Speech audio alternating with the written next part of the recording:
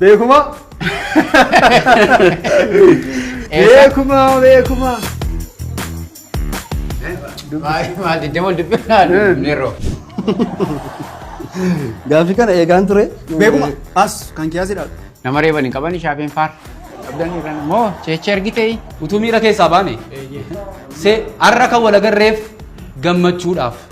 Gidduma kanatti gurbaanii miira keessa galeetu tarkaanfii fudhachuu yaade humnaan.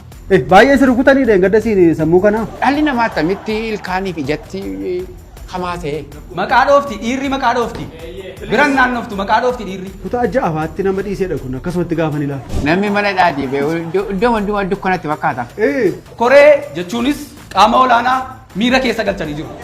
Maal namni kun kan akaayii bitee akkasirratti wal nyaatu utuu sangaanaa qalee akkam wal godhase.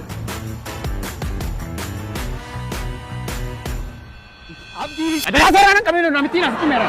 Seeree. Ha guyyaa saafaan immoo naree barbaadu mammoo.